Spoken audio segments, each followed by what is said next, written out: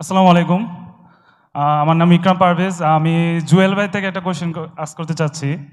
আম, বিগত কয়েকদিন আগে আমি একটা লিঙ্ক বিল্ডিং এজেন্সি শুরু করি, যেটা ফুললি এআই পাওয়ার্ড, মানে সোলোপ্রেনার টাইপস আর কি। আমি কোনো হায়ার করে নিয়ে কিছু না, কিন্তু আমার এই প্রোডাক্টটাকে আমি মার্কেট করতে চাচ্ছি। যেমন তারেক ভাই বললেন, execution is everything. How can I execute it that so well that I can scale it? That Fluent Card, like Fluent Card, you have launched it. I saw the live. The sales were amazing. I'm just speechless. You just broke the records. I'm just speechless. I'm a fan of yours. I should let you know that I also got 5 licenses in the lottery of Fluent Card. I was planning to buy it, but thank God. Oh, nice. Joel bhai, you have been an inspiration to me. I just want to know the 5 execution step for marketing this product. I have built it. আসলে এটা ঠিক মানে it just happened এরকম হয় নাই।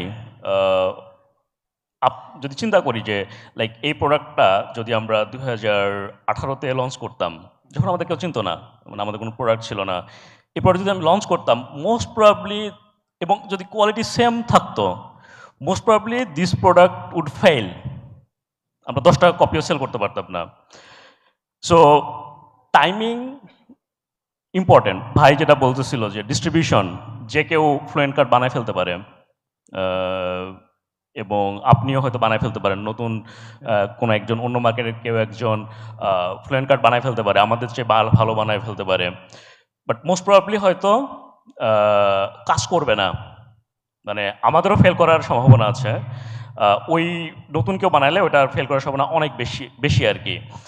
So বলতে পারেন যে এই যে মানে আমরা এই টাইমে মানে প্রোডাক্টটা যে লঞ্চ করলাম, এটার মানে কিংবা আমরা এখনও, আমি সাকসেস বলবো না, বাট যতটুকু মার্কেটে মানুষজন কথা বলছে সবাই, সেটা রিজনটা হচ্ছে যে আমরা গত 7-8 বছর যে পরিমাণ পরিশ্রম করছে, আমাদের টিম যে পরিমাণ পরিশ্রম করছে, আমাদের ওভারঅল ব্র্যান্ড যেভাবে পজিশন করছে, অন্য প্রোডাক্টের যেভাবে এক্সপিরিয়েন্স দিয়েছে, আমাদের সাপোর্টের যারা স্টাফ আছে তারা কাস্টমারের সাথে যেভাবে কমিউনিকেট করছে ওভার দ্য লাস্ট 7-8 ইয়ার্স, সেটার রেজাল্ট হচ্ছে এটা।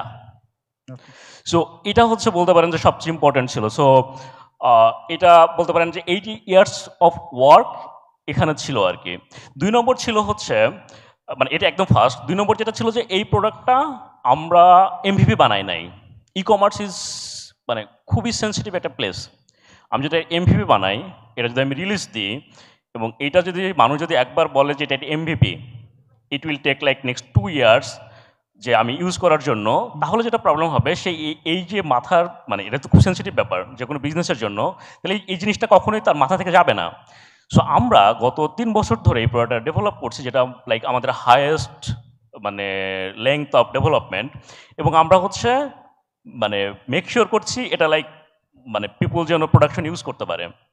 সো এটা বলতে পারেন যে এটা হয়তো আমাদের একটা স্ট্র্যাটেজি ছিল।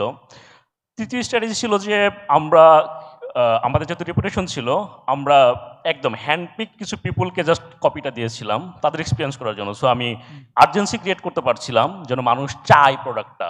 সো লাইক আমরা যখন ফার্স্ট লাইক 20-30 জনকে প্রোডাক্টটা দিই, এরপরে যখন তারা ভিডিও রিলিজ করছে, like we got like hundreds of request to, মানে they want to access the product.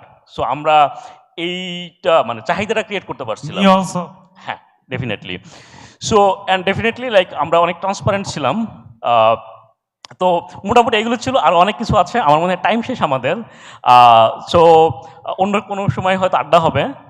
আমি definitely I would like to share my experience. Thank you. Welcome. Thank you সবাইকে। থ্যাংক ইউ সবাইকে মনোযোগ দিয়ে আমাদের সেশনটা উপভোগ করার জন্য। ইনশাল্লাহ ফিউচারে আবার দেখা হবে। এই তো।